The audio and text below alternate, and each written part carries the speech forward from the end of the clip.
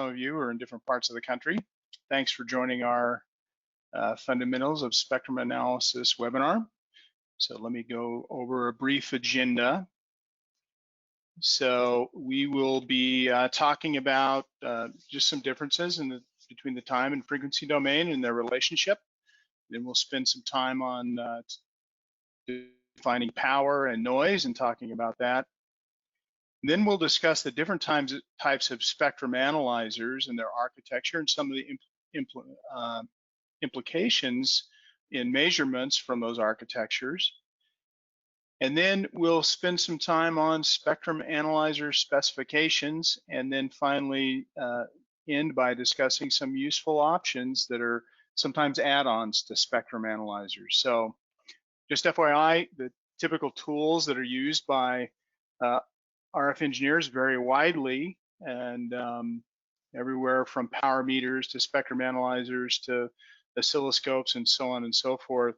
And in Ritsu, we make all those products with the exception of oscilloscopes. So let me go ahead and get started. So time and frequency domain. So it's pretty easy to visualize a simple sinusoidal signal and the signature of that in the frequency domain. And so I just want to highlight, typically you'd see time domain kind of responses on an oscilloscope, frequency domain responses on a spectrum analyzer. But one key important point is that time and frequency are always related. You can't really disconnect those two. So the time variation of the signal, as I mentioned, is pretty easy to visualize with the sinusoid.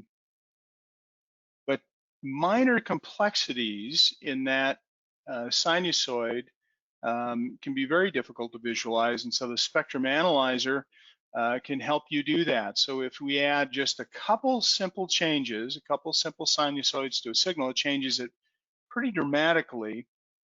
And so those complex signals oftentimes are much easier to view in a spectrum analyzer. So the frequency domain information provided on a signal that you can't easily detect in a time domain signal makes it pretty clear what's going on. So here we see very clearly we have just 3 distinct signals inside of this composite signal and where those frequencies are located and what their amplitudes are.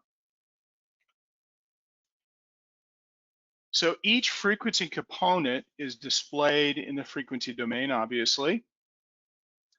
And one thing that a spectrum analyzer allows you to do is see the large signals and small signals together very easily, as opposed to time domain, where that is far more difficult to see tiny signal changes show up in the time domain. And signal anomalies are also sometimes much easier to see in a spectrum analyzer. And unwanted frequency components that you may not want are sometimes easier to spot and easier to measure because you can isolate them by frequency. I want to spend a little bit of time talking about power and noise, and primarily that comes from my experience in talking with folks using spectrum analyzers. Many times people using a spectrum analyzer have just been using it for a long time and haven't really thought too much about exactly what it's doing. So I want to spend a little bit of time talking about power and defining it, and then talking about noise as well. So power is really the rate at which energy is generated or consumed by a device, and in the RF world, it's really the rate of energy transferred from one system to another over the air via RF. So if I have an antenna connected to my spectrum analyzer, it's the amount of energy being transferred into that antenna and ultimately into the spectrum analyzer. Power is a rate, actually. It's not so much a quantity as it is a rate. So it's the amount of energy per unit of time. And in electrical terms, that translates to a watt, which is 1 joule per second. And again, power happens over time. So changes in power are also reflected in the frequency domain in the RF world. And that's really an important point, because when you're using a spectrum analyzer, you're looking at frequency, but it's really a reflection of what has happened in the time domain. So the span in the spectrum analyzer is analyzing changes in the time domain between those two frequencies. You can't unrelate them, they're always related. So the most critical point is that all power measurements on a spectrum analyzer are related to a bandwidth. And a power value, as is often thrown around in the RF world, really has very little meaning unless you know the associated bandwidth with that power number. So when somebody says, minus 80 dBm, that's a number, but it doesn't tell me really what's happening in an RF system unless I know the bandwidth. So why is that so important? Well, in the RF world, all communications signals, happen in a channel, and that channel has an associated bandwidth. So the channel bandwidth determines the level of the noise I would expect. It also determines the level of signal that I would expect potentially. So knowing that bandwidth obviously is important. You can calculate the noise power, it's just a matter of physics. And so many of you RF engineers that are more experienced have probably seen these numbers many times before, but just to go over some of the basics here. In a 1 hertz bandwidth, for example, there is going to be thermal noise of about minus 174 dBm. And that's just a fact of physics. You can't get around it. It's always there, always will be there. And if you look at this table, just a nice little feature of using a dBm scale is that you can scale in dBm, based on the linear changes. So if a channel bandwidth changes from 1 hertz to 2, it doubles. So that's plus 3 dB in the dB scale. Obviously, if you go from 100 hertz, for example, to 1 kilohertz, that's times 10. That's just plus 10 dBm in the decibel scale. Same goes if you divide by 10. So if you go, 1/10 of the channel, that's 10 less dB. So pretty easy to scale back and forth.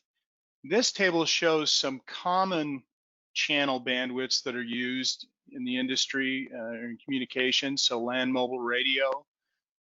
And so those expected noise power values can be, the minimums based on just physics and thermal noise can be calculated fairly easily.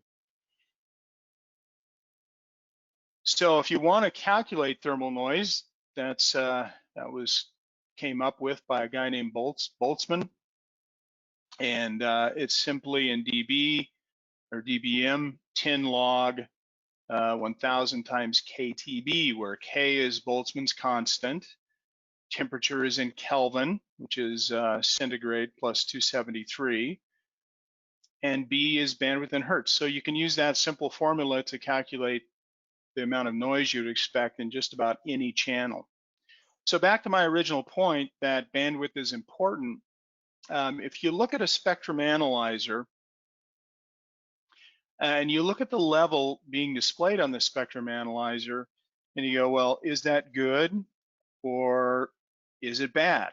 Well, the answer really is it depends, and it depends on the bandwidth. So what's the minimum amount of noise I would expect to see in my receiver? That's based on bandwidth.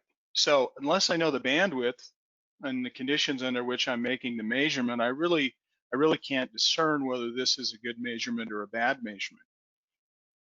With regard to the spectrum analyzer itself, it is also measuring power in a particular bandwidth, and that bandwidth is defined in the spectrum analyzer by the RBW setting, or the resolution bandwidth setting.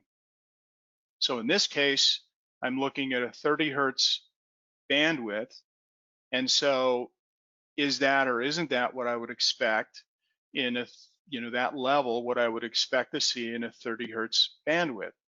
So you really need to know the bandwidth of the measurement and potentially comparing it to the bandwidth of the channel that you're going to be measuring. All right, so the bandwidth of the spectrum analyzer determines how much power it's going to measure. In other words, where that trace will appear. And so these are 5 different traces with different RBW settings. And as you can see, if I measure in a 100 kilohertz bandwidth, that power measurement is higher because I'm pulling in more noise and more signal into that wider bandwidth. And as I lower that RBW from 100 kilohertz down all the way to 1 kilohertz in this picture, I'm seeing the trace drop. And of course, if you look back at that original table that I showed, if I went from 100 kilohertz to 10 kilohertz, I would expect a 10 dB or 10 times linear, 10 dB in dBm and a drop, and that's pretty much what I see on this picture. So the trace on the display represents the level of the power in the resolution bandwidth. That is different, right, from the signal itself. So if this sort of Bart's head display is the total channel, then I would have to use a different bandwidth to see the power in the whole channel. All right, so these are just some example power values that you see from from the wireless industry in an LTE channel. So if I have a 10 megahertz LTE receive channel, the OSS systems that are often used to report the power levels can vary. So sometimes you'll see power levels reported in the whole channel.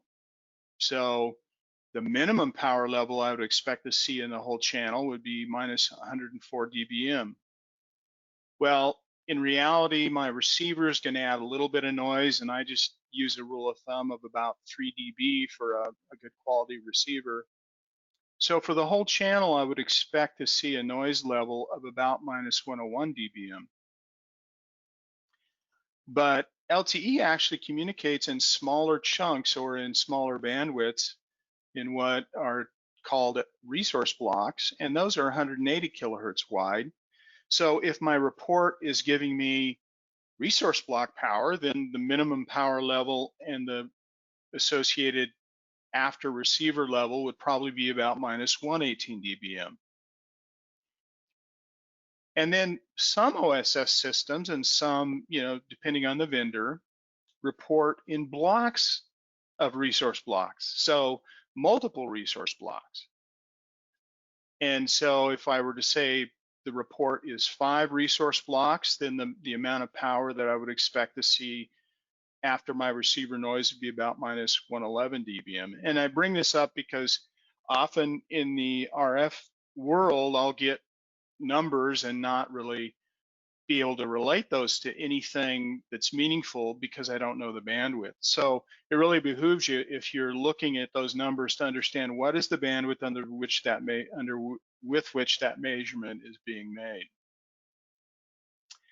If somebody tells me, yeah, my level is about neg 117. If I know that the bandwidth is, what the bandwidth is, if that bandwidth is 1 resource block, well, that's a good number. That's pretty close to what my receive level should be. But if, on the other hand, that was a measurement coming out of a system where it's measuring 5 resource blocks, well, that's not so good. That's, that's elevated above that noise floor of minus 111. And so you really need to know what, what those bandwidths are to make a judgment. So from a spectrum analyzer's point of view, all equipment, no matter what it is, whether it's a receiver, whether it's a spectrum analyzer, adds noise to measurements. And knowing how much noise allows you to really determine, how to set that instrument up. or even if those measurements are possible given the conditions or given the amount of noise my measurement device may add. So setting up a spectrum analyzer to measure low power, for example, I might want to know what that noise value is that the analyzer is adding. So for instance, if I were to take my analyzer, set it to my measurement frequency, turn off all my attenuation, turn on my preamp, set the reference, remove input, so I don't want anything connected to my RF port, and then set the resolution bandwidth, then I can determine, okay, well, what is the value in that resolution bandwidth with absolutely no input? In this particular example, I can see that my measurement is yielding about minus 126 dBm.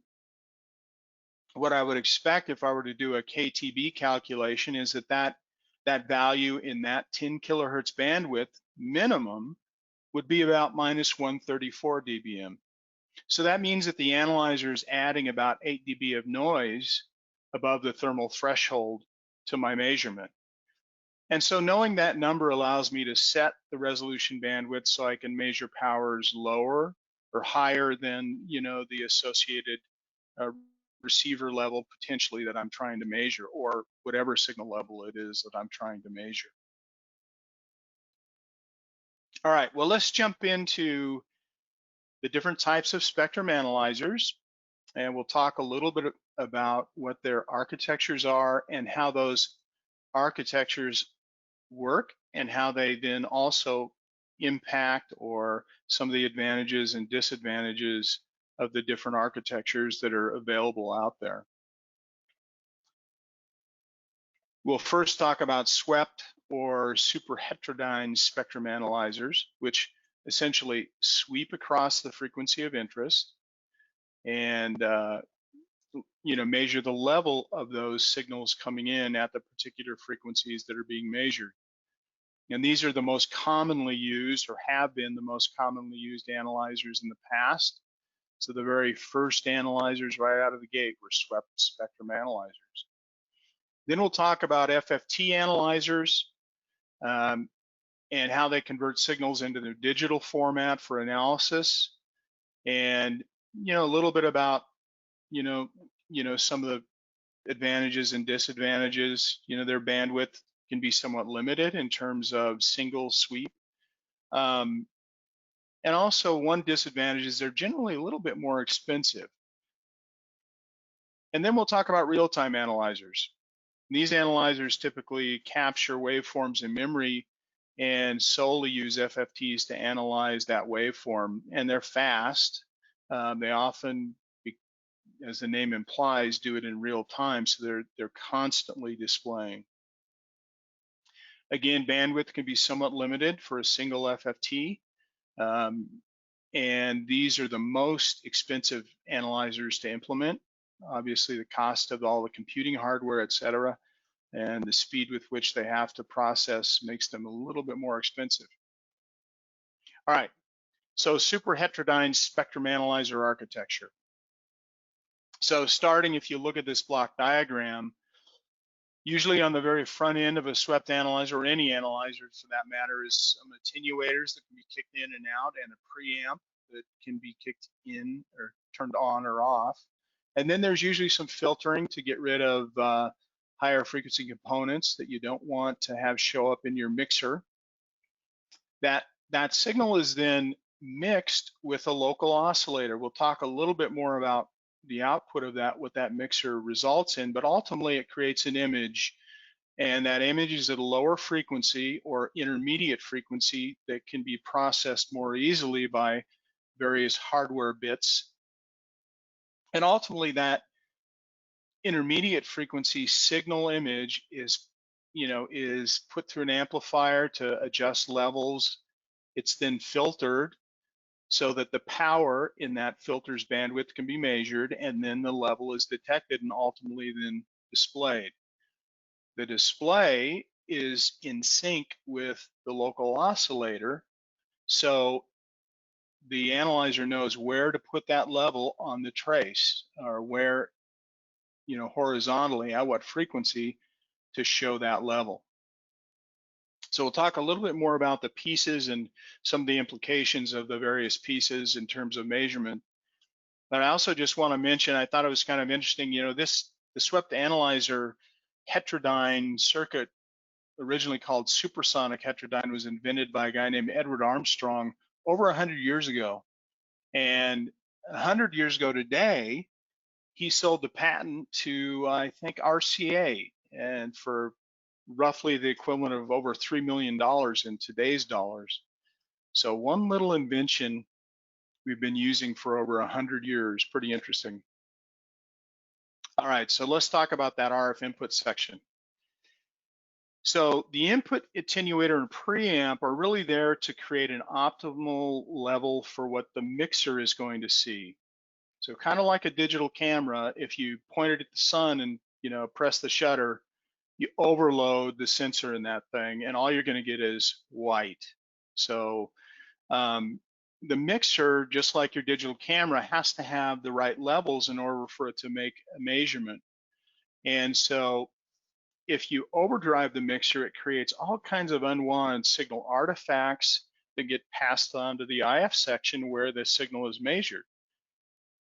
And ultimately, that gives you distortion and inaccuracies. So the preamp and attenuator are there to adjust levels so that you can make measurements in the correct range. And so on any spectrum analyzer, you have to watch those fairly carefully and make sure that you're not creating problems for the IF circuitry.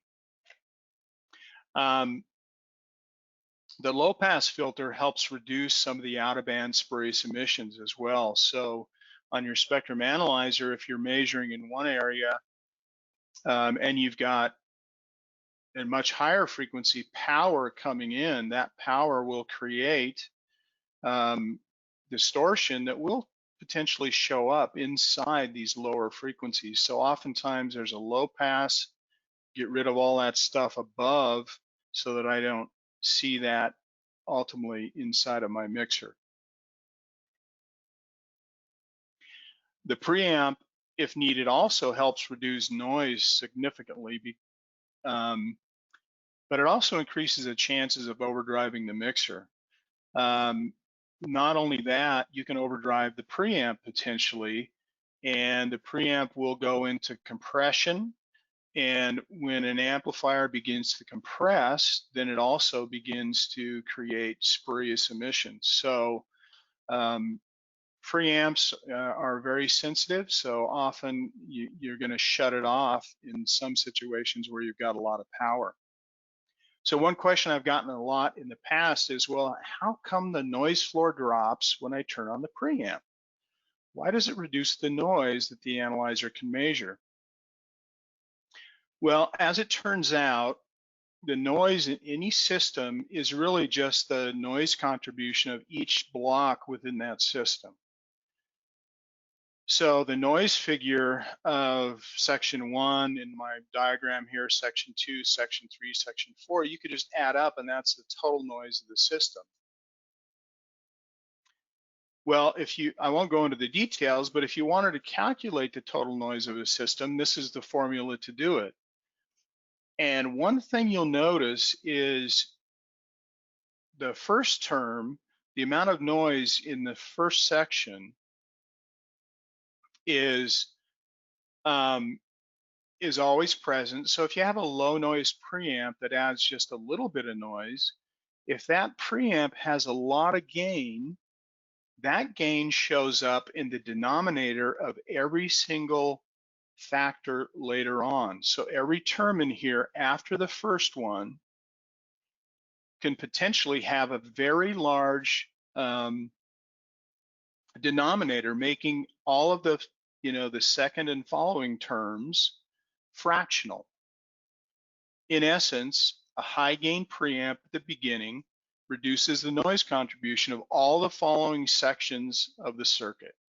They make the denominator larger, and those other sections' noise contribution in some cases can almost go away or contribute very little to the output. So simply turning on your preamp will reduce the amount of noise that the analyzer IF sees. All right, well, let's talk a little bit about the mixer section. So the mixer section creates a new lower frequency image of the input signal. And so that mixer is used to get my frequency input at a lower frequency where I can then work with it, with hardware that's available. And similar to how intermodulation distortion is created, or those of you who are familiar with PIM, when two signals are input to a nonlinear device, which is what a mixer is, a lower and higher frequency image of the two signals result. And it's that lower one of those two signals that we're interested in. But when one of those signals is a CW tone, so the local oscillator is a very narrow tone, the images produced at that lower frequency that we're interested in are really an image of the original RF signal that came in. So a single tone plus the RF signal result in the RF signal being converted to a lower frequency. So just to graphically illustrate how that works, so I have my RF input ultimately getting into my mixer and being mixed with that CW tone, and out will come a low frequency image, the originals, and then a high frequency image. And the first thing we typically do is filter that out so that we only see that lower frequency image. And that lower frequency image is then input to the rest of the chain. Now, that lower frequency image, as you can see there, is filtered, then the envelope is detected so we know the level of it, and then ultimately it's shipped off to the display to be displayed. And how that works internally, the sweeping actually works by passing that IF signal through the RBW filter.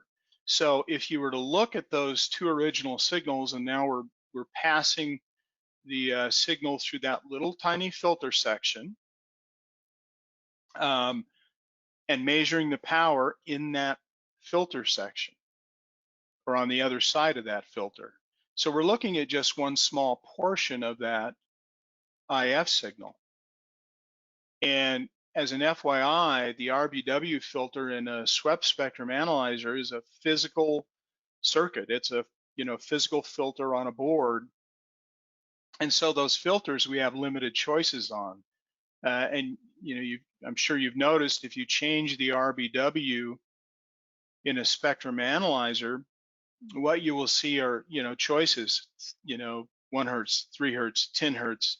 You don't have infinite number of choices because you don't have infinite number or infinite area on your board to put filters. So there's usually a limit to how many filters you get. And modern spectrum analyzers are often from 1 hertz all the way up to, say, 10 megahertz filters.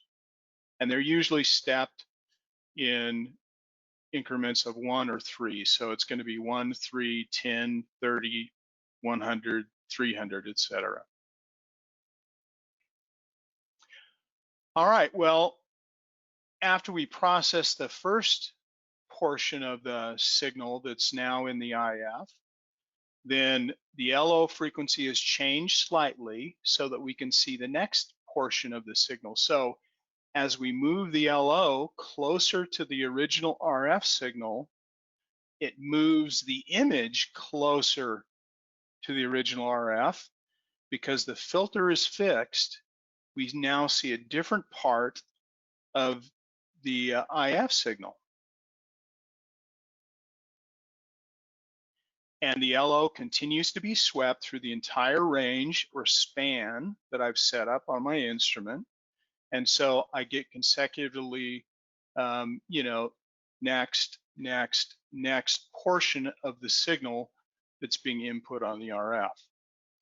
So that's how a mixer section works, or an IF section works. It's just simply stepping the mixer LO tone to slightly different frequencies to bring that bring that image that's being produced into the filter and measuring.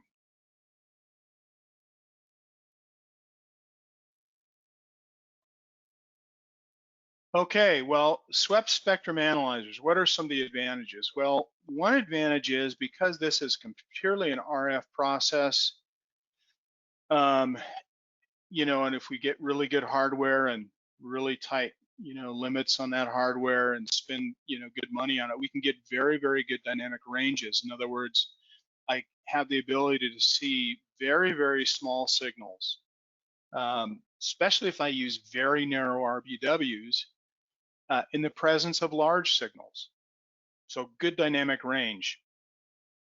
Typically swept analyzers are cheaper, but that's kind of changing now because, you know, as we get more into the digital world, digital hardware prices just continually come down and they get faster and faster and cheaper and cheaper. Also with swept analyzers, you can sweep very wide ranges. So, you know, most analyzers will sweep their whole span, or many of ours do. So you might go from 9 kilohertz all the way to 54 gigahertz in one sweep, which can sometimes be a value if you're trying to look at very wide frequency ranges. Some of the disadvantages, well, one problem with a swept analyzer in today's world where everything is digital, a swept analyzer only measures amplitude. It only gets a level of what's coming through that filter, so there's no phase associated with that. And in digital communications, you need phase to transmit some of the information, and so there's no real baseband information beyond just amplitude modulation potentially available. So you can't get digital demodulation in a swept spectrum analyzer unless it's added to it with other hardware. The other thing is that fast transients are more difficult to measure. Obviously, you know, it takes time for all that hardware to settle. You change the LO, you need to give it a little bit of time to get right on frequency before you make your measurement. And then it takes a little bit of time to make the measurement. So every time you change frequency, it takes a little bit of time. So if you're sweeping across a frequency range, you may have a signal pop up in a different part of the frequency range that you weren't happen to be measuring at that moment. So fast transients are more difficult to see and measure in the swept analyzer. All right, well, another kind of spectrum analyzer is an FFT analyzer or a fast Fourier transform analyzer. And you'll notice its front-end architecture is very similar, still attenuators and preamps and filters on the front end. But then the LO goes from a swept LO that can be tuned to any frequency to one that's typically stepped or maybe even stationary. And that LO then mixes with the signal, and the signal then is input. Maybe the gain is adjusted with an amplifier, and there's usually a filter in here too. I didn't show it, but usually some filtering, and then there's a gain adjustment stage, and then the thing is converted from analog to digital, so that intermediate frequency signal is converted to digital right away. Now, once that's converted to digital, now you're working with data. And so this is all an exercise in computations after this. So you'll notice that the IQ data, which often is what is used internally in the instrument, can be passed on to different sections then. So you could have modulation analysis now because the IQ data will contain the phase. You can analyze it for phase. In an FFT analyzer, the very minimum you're going to have is an FFT analysis block, which will then convert from time domain to frequency domain using math or using computations. All right, so FFT processing, once the signal is digitized, the signal is processed with special FFT computing hardware to extract the frequency information. It's really just math. The guy named Fourier figured that out way back when, and you could do it on a piece of math paper. Well, with computers, now you can do it with computers. And most modern spectrum analyzers, even if they are a swept architecture, are still using some form of FFT internally. And they're often doing that to help speed up the spectrum display rather than sweeping individual tiny little frequency steps. They'll usually go in chunks and grab chunks and do small FFTs, which are less costly than real wide chunks of frequency, say, that a real-time analyzer might use. So most of the modern analyzers are not purely swept. Most of the newer ones are also using some combination of FFT. Well, most lower cost FFT analyzers usually process in sort of a round robin fashion. So they'll usually digitize the signal, then analyze it, and then display it in that order. So one of the disadvantages is that, well, if you're digitizing, then analyzing, then displaying, when you're doing your analysis and display, you're going to miss some signal changes. Now, anything that's in the sample during the analysis or in the bandwidth of the sample, that's going to get caught, and you'll see that. For example, some of our analyzers will do swept and they'll do FFT. And even though the swept is still using some FFT processing, they're using much smaller bandwidths. And so unless it's a true FFT for the whole span, it's really not a pure FFT processor. And so some analyzers, you have to go into that mode to get full FFT. If you're looking at the full FFT for that span, then whatever sample you get when signals appear in there, you're probably going to catch them unless they're super fast, super transient. But then an FFT processor, if it's then going off to analyze and display, if the signal pops in, then you may very well miss it. All right, well, what are some of the advantages? Well, often faster than a pure swept analyzer, better at capturing and representing transient events because we're sampling the signal during that time. Changes are going to get caught. Phase is captured, so signal demodulation and analysis is possible or more easily implemented in an FFT analyzer than a swept analyzer. And waveforms can be stored, so we're now getting a stream of data. We can actually potentially store that data. Some of the disadvantages of an FFT analyzer is that you have limitations on, a single span bandwidth that you can process. Now you can capture a single span and then stitch those spans together, but now you're in essence sweeping. And so you've now taken a wide FFT and now you're sweeping those wider FFTs and putting them together. You're going to miss frequency events depending on, which span you were stitching and processing at the moment, potentially. FFTs are somewhat more expensive, but again, this is changing and FFT analyzers are coming down in price. So that's a good thing for everybody. But let's talk a little bit about real-time spectrum analyzers. Very similar to an FFT analyzer. The main difference here is that real-time analyzers generally have more computational horsepower. So the analyzer can actually process at the same time that it's analyzing. It can sample, analyze, display. And in this graphic example, you see that when the next sample happens, it's also doing the FFT analysis. So they have separate hardware paths that operate independently often that can process all at the same time. So it allows you to continuously capture and analyze. So basically, you won't lose events anytime within the capture. From the minute you turn it on to when you shut it off, it's always capturing and displaying those events. And that's the primary difference between a real-time analyzer and a FFT analyzer that isn't operating in real time?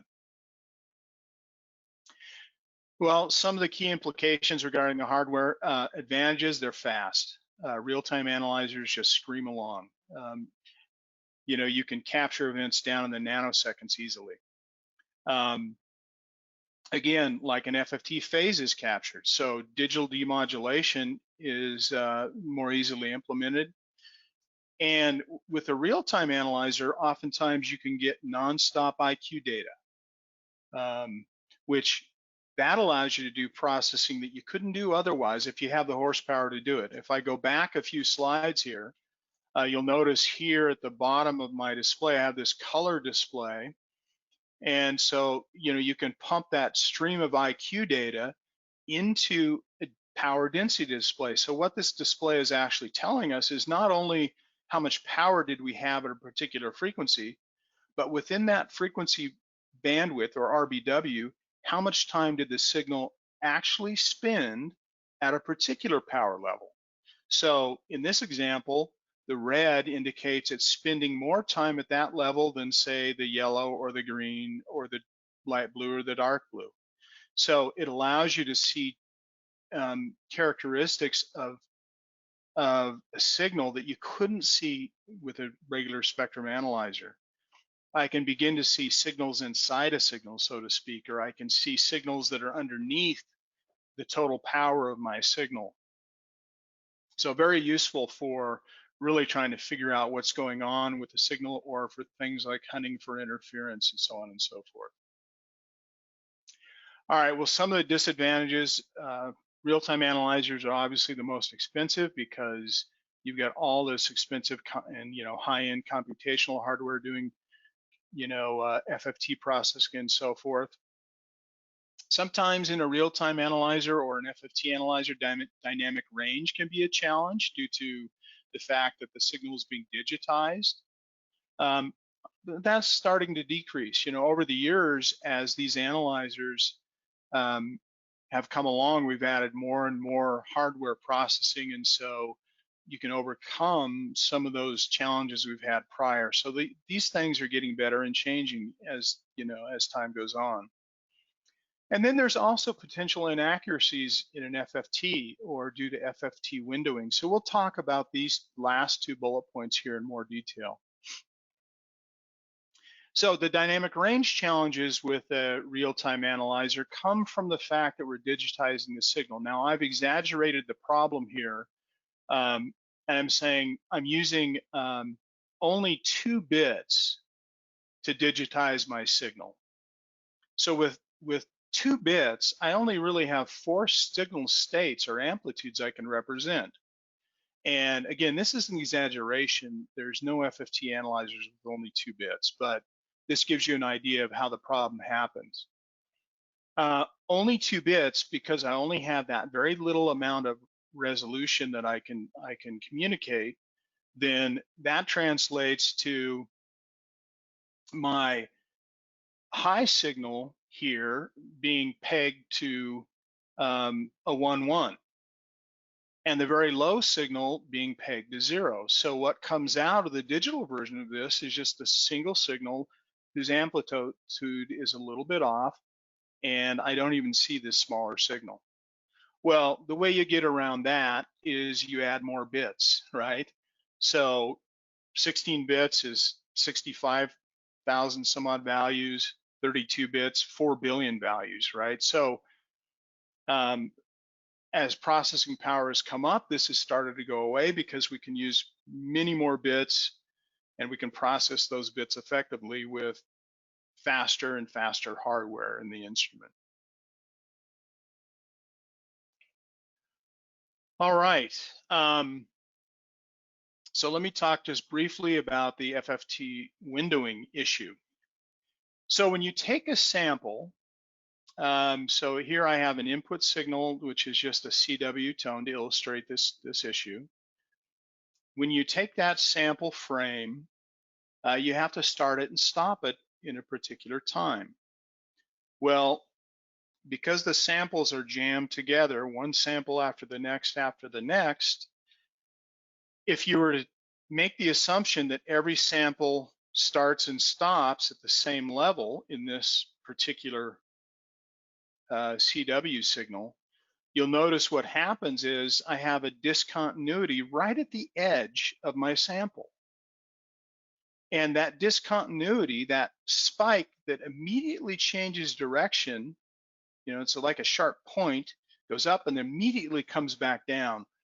For that to happen in a real signal, I would have to have other spectral components driving the signal down at that point in time. And so what you see inside the analysis of the FFT is you would see this, what's called spectrum leakage. It's really not there, but it looks like it's there because of the way we're processing the samples. Well, one way to get around that is that you use what's called a windowing function. Now, if you look at this diagram, instead of taking the sample frame directly and putting it into the FFT, we apply a window function to it.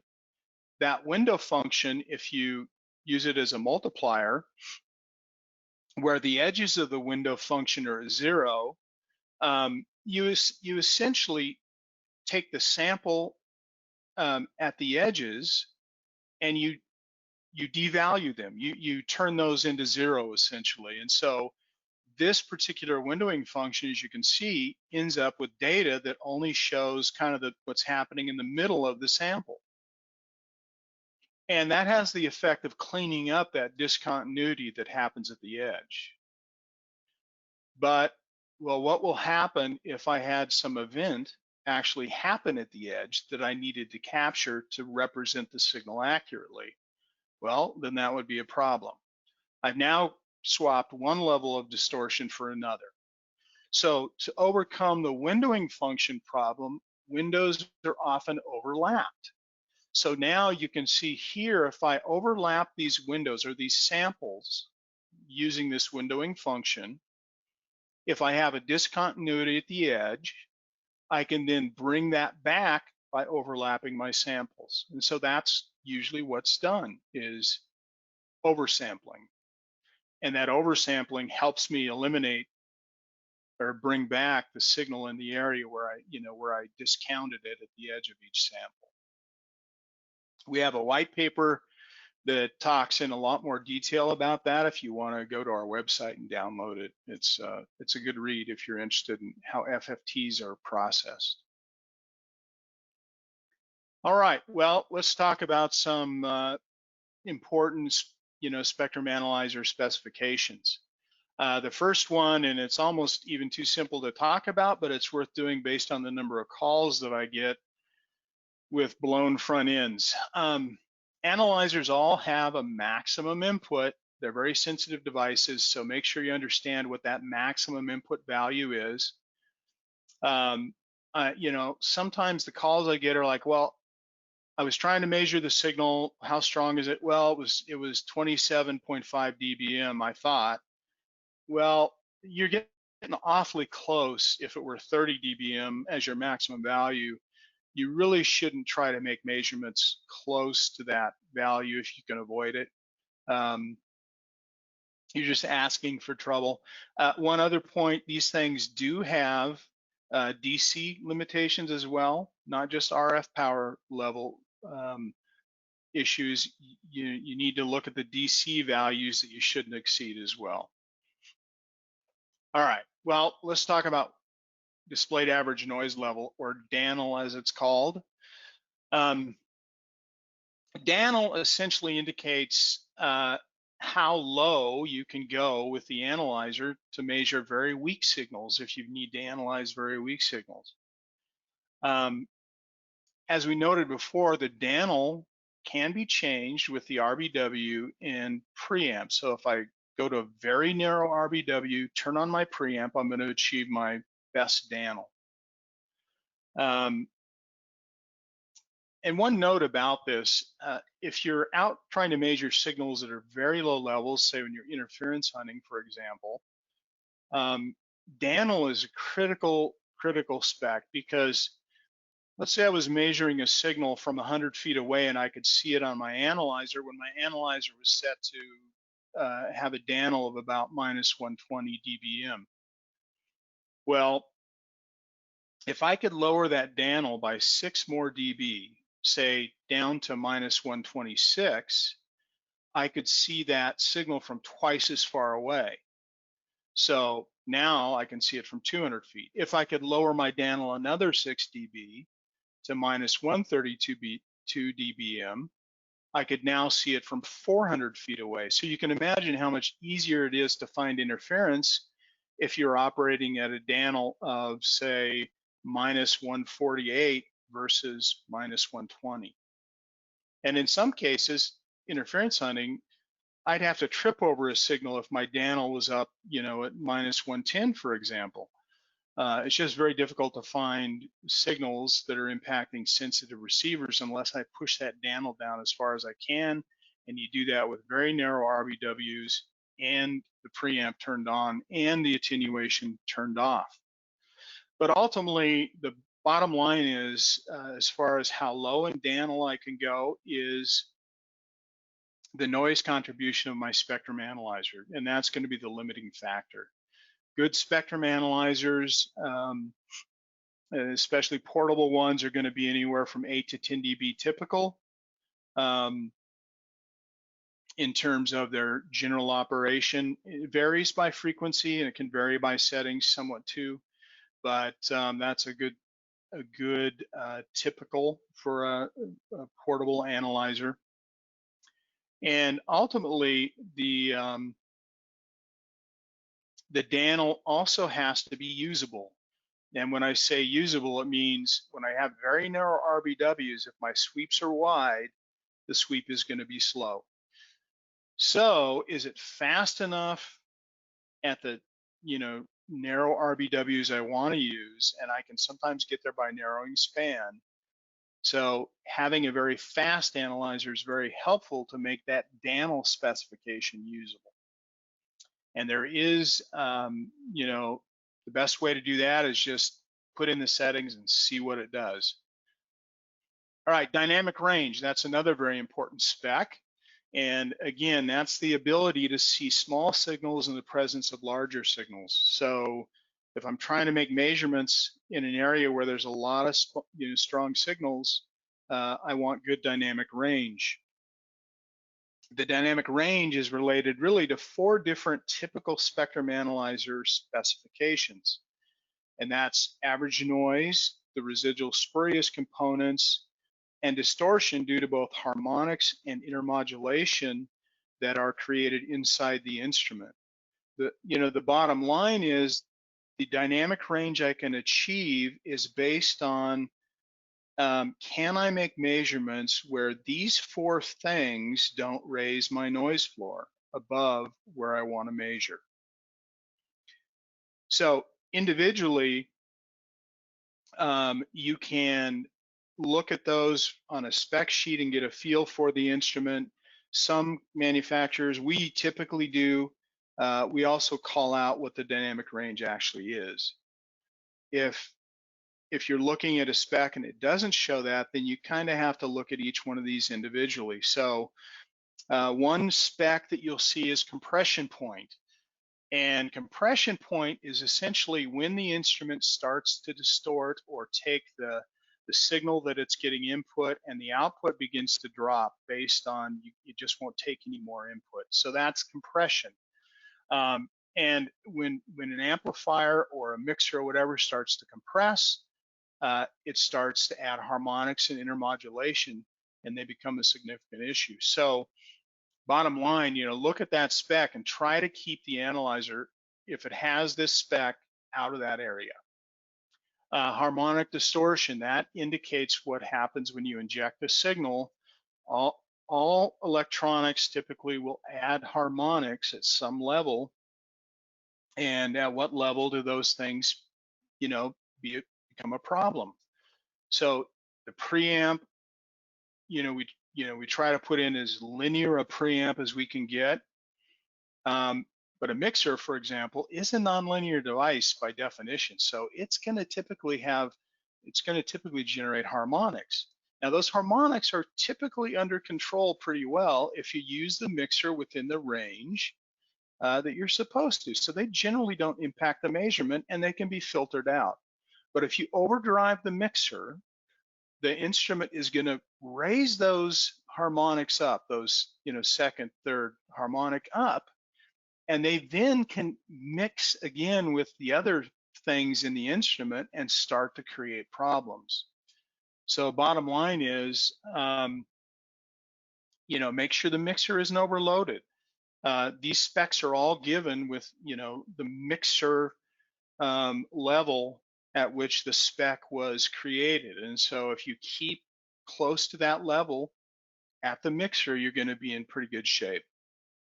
So, here's an example of why you don't want to measure up really close to the damage level of the instrument, because now it's going to be hard to get your signal down below that level of the mixer. Now, usually there's enough attenuation to do that, but you now run the risk of coming above the mixer power level as well as damaging the front end.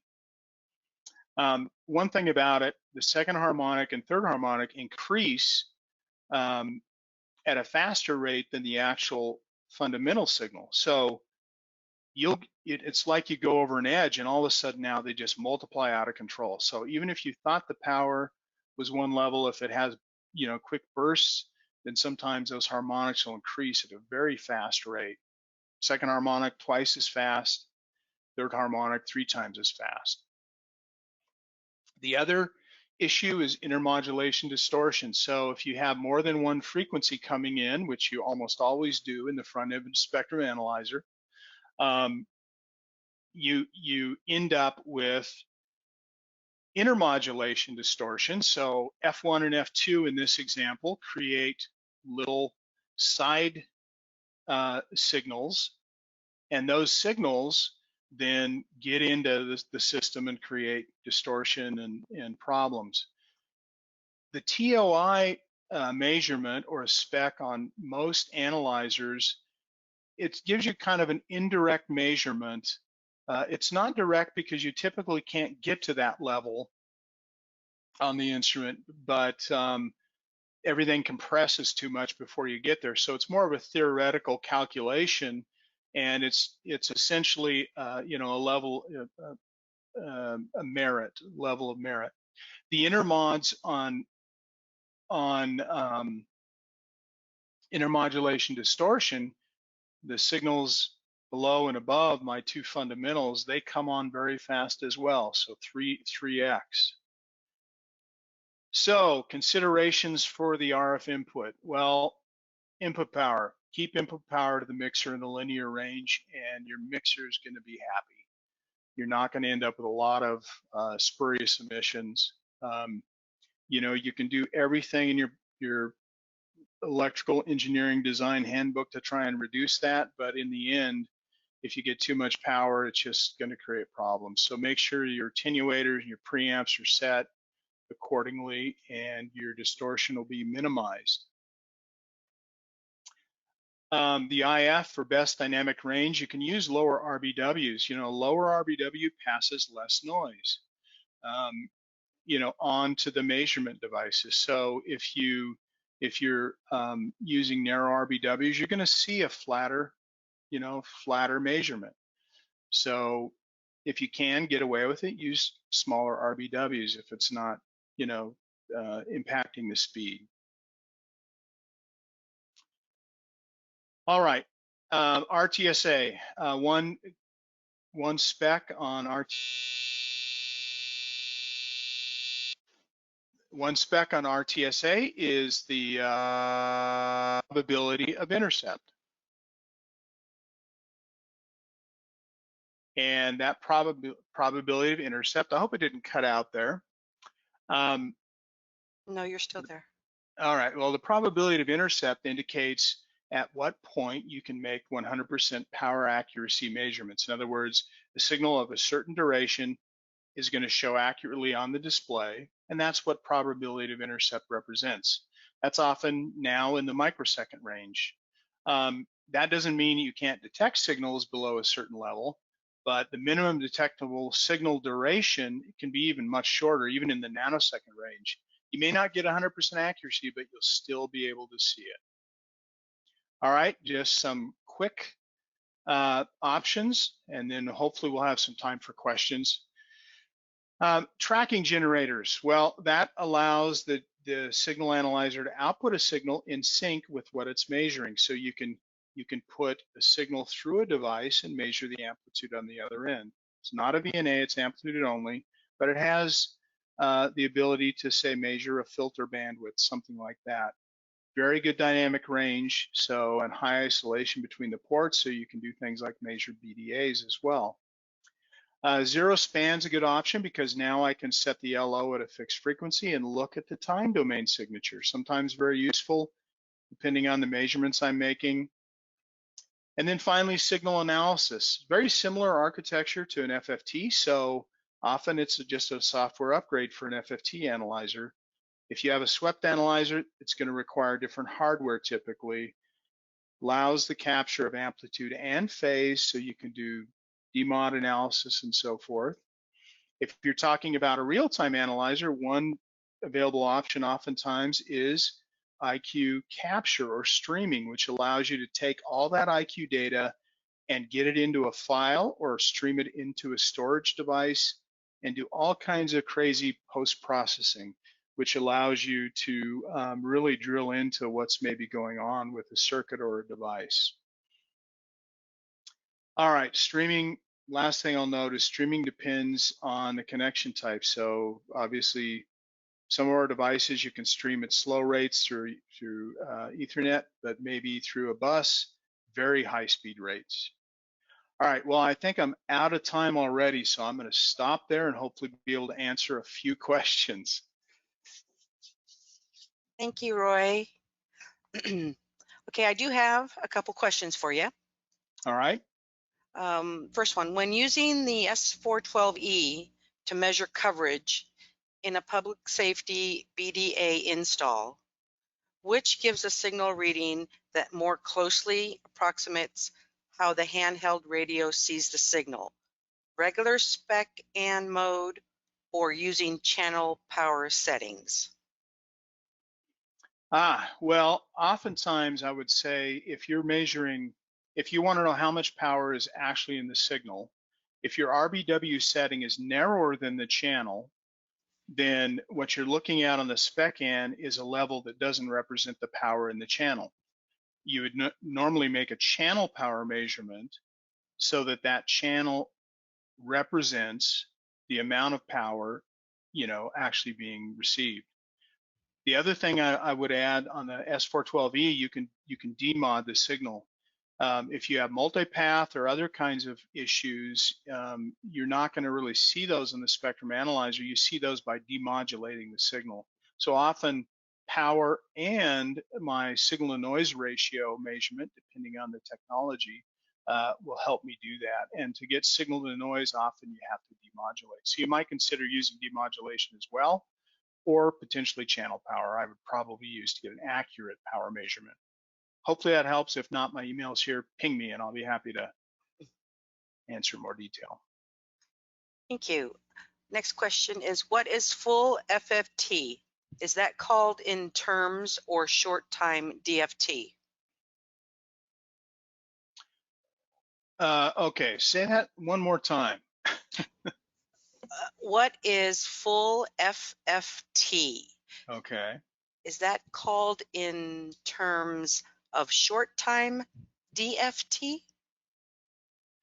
I'm not sure what DFT means, but full FFT means that, from what I understand, if I understand the question correctly, means that the analyzer is exclusively using an FFT to process and display data.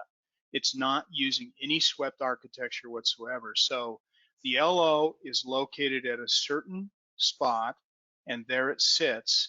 And the IF signal that's produced from that, that down conversion into the IF, that signal, the LO part is then digitized nonstop with an FFT. So in a swept analyzer, as we talked about, your LO is going to move, and so for you to see what's on the display, the LO has to move to different frequencies to measure the power at those different locations. an FFT analyzer, and let's say it's the analyzer is 110 megahertz wide, you're going to park the LO at the center frequency you care about, and you're going to digitize that whole 110 megahertz signal coming in, process it, and display it. That's a pure FFT analyzer.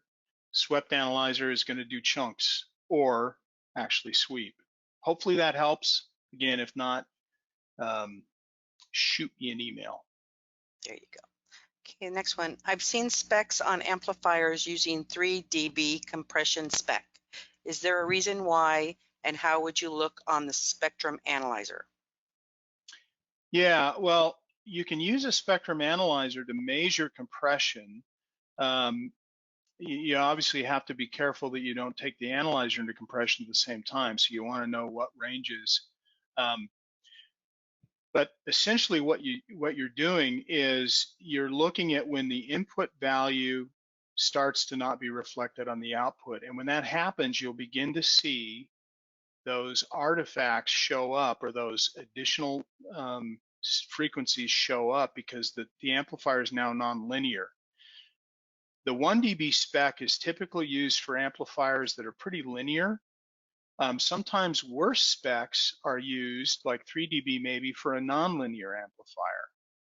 So, you know, oftentimes you don't require a super linear amplifier, which is the most power hungry and maybe the most expensive. You can use cheaper, you know, class AB amplifiers that aren't as linear. So sometimes they relax the specs a little bit. I'm not sure if I answered that question totally, but again, They can follow up with reach out and contact. Yeah. Okay, next one. What are the advantage of using an uplink bandpass filter when interference hunting? So remember we said that, you know, when your RF front end is receiving signal on a spectrum analyzer, it's receiving signal across a pretty wide band. Now, we can filter out some of it, but not all of it. So if I'm measuring, say, a 10 megahertz band where there's an uplink, and I'm looking for really low power signals, well, if I have, say, 10 or 20 megahertz away, I have this really strong transmitter I drive by, that power comes into the analyzer. Now, it's not where my display happens to be, but it's still coming in the analyzer. And if my analyzer is set up to be super sensitive, meaning preamp is on, attenuation is off, that power gets into the preamp and potentially into the mixer, and it creates signal distortion, because now my mixer is not in the happy range, right? My mixer is only happy operating through its linear range, and I've set it for that, but now I'm inputting at a different frequency, way more power than the setting. You know, it's like me pointing my camera at the sun now, even though the analyzer can't technically see it on the display, it's still seeing it at the RF input. Bottom line, put a filter on there, an uplink filter, knock down any signal that's outside of my uplink down so that it doesn't get into that front end, create distortion in the analyzer. And I'll just add one more point. Sometimes you're running around looking for signals, and you're seeing signals appear that really aren't there because you're seeing out-of-band transmitters hit you, and that's creating intermod distortion and so forth that is showing up on your display, even though it's not there. If I have a signal coming from the outside and it's a real signal and I attenuate it, say by 5 dB, it'll drop, you know, my noise floor will drop by 5 dB on the analyzer, and the signal will the analyzer will try and keep the signal I'm measuring at the same level. So if my signal level stays roughly where it's at when I put on some attenuation, it's real signal coming in from the outside. But a signal that came in out of band created intermods in the instrument. Remember, we said those intermods change 3 times the rate of the actual signal. So if I attenuate 5 dB, the intermod will change, you know, by 15 dB. It'll drop out. So when you add a little bit of attenuation, if the signal drops like a rock, that's a signal being produced by an intermod. It's not real, it's coming from distortion on the front end of the instrument. Okay, next question. How does VBW setting affect the spec and measurements? Okay, well, I don't know if you remember in the architecture portion that I showed you, you know, when you bring in the signal through the mixer, through the IF, and then the IF uses a resolution bandwidth filter to filter out a little particular portion of that signal. And now we have a level for that signal. Well, there's still going to be noise in my measurements. So I'm measuring different, different signals. What the VBW filter does is essentially filter the display now at the IF frequency. So it's lowering the noise at the IF frequency, and it's a way of getting an average to some degree, or filtering out the extremes and removing some of the noise inside that little sample at the lower IF. In some ways, it's like turning on averaging. Depending on the analyzer, you might want to use one or the other, depending on which gives you a better result, or you may want to use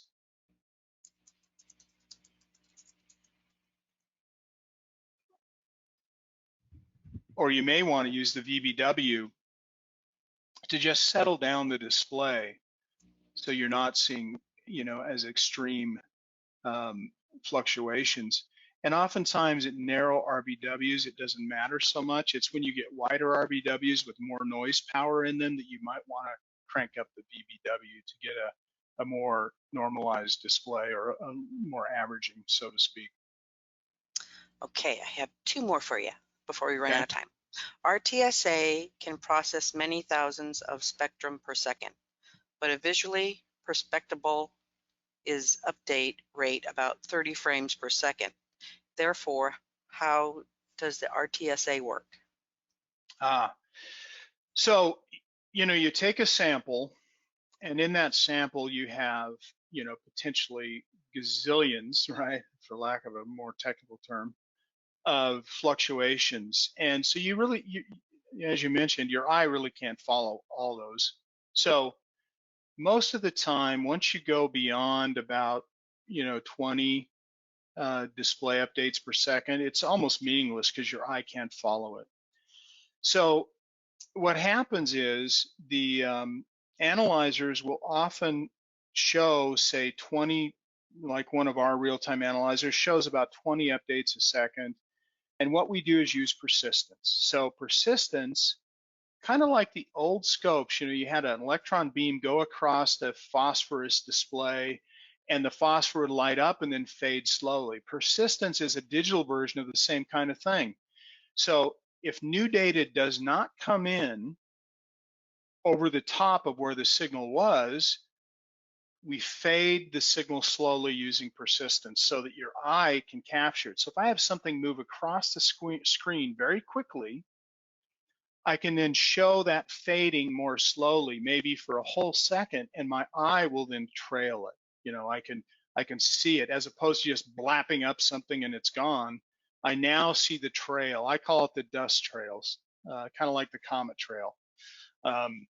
And now I can see it more closely. So that's one method for getting those updates into your visual, system, so you can recognize what's going on. Okay, our last question will be, how would you deal with a multi-pathing issue? How would I deal with it? Well, I guess it would depend on what the outcome we're trying to achieve is. But I guess if you've got multipath, you can often detect it, because if you're measuring a wideband signal, and if you move a little bit, a wideband signal, you'll see a V, or a drop at a certain frequency. And as you move a little bit, that V moves around. Or if you just move a little bit and you're looking at a narrowband signal and it drops up and down, then what I probably would want to do if that's a problem for me is I'd want to figure out, well, what's causing the multipath? Where am I seeing both paths from? I'd probably get a directional antenna and try to determine, okay, signal's strong from here and strong from here. Those are probably two of the paths. Some of the digital demodulation software has the ability to detect multipath.